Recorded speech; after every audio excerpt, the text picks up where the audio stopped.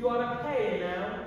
Statues aren't made to be looked at for nothing, nohow. On the other hand, if you think we're alive, you ought to speak. Oh, I'm very sorry.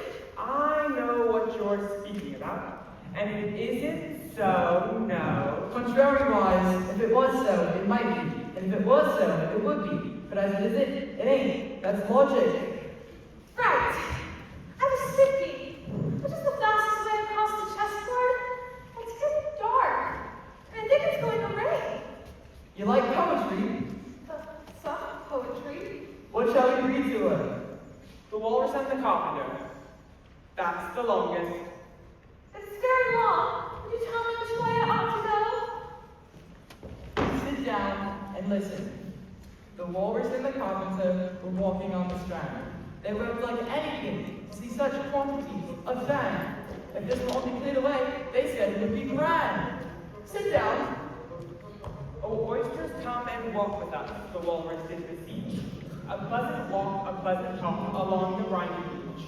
We cannot do with more than 4 to give a hand to stay still.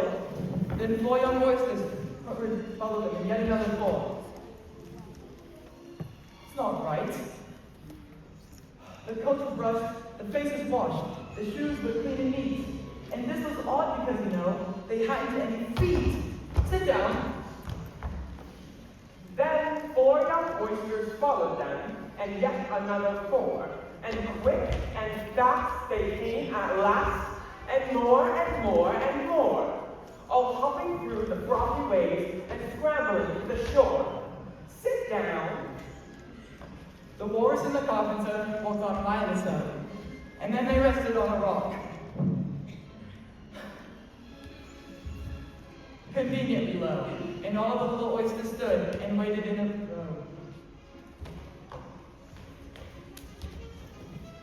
Sit down! The time has come, the Walrus said, to talk of many things, of shoes, of ships, of sealing whips, of cabbages and kings, and why the sea is boiling hot, and whether pigs have wings. Sit down. A loaf of bread, the Walrus said, is what we chiefly need. Pepper and vinegar besides are very good indeed. Now, if you're ready, oysters dear, we can begin to feed. Sit down. But not on us, the oysters cried, turning a little blue. After such kindness, that would be a dismal thing to do. The night is fine, the Walrus said. Do you admire the view?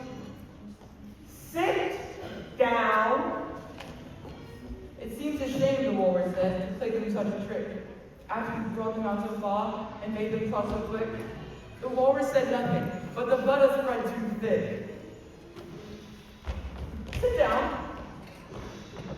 I read for you, the Walrus said. I deeply sympathize. With sobs and tears he sorted out those of the largest size, holding his pocket handkerchief to his streaming eyes. One more verse. Oh, oysters, said the carpenter, you've had a pleasant run. Shall we be trotting home again? But answer came there none. And this was scarcely odd, because they'd eaten every one.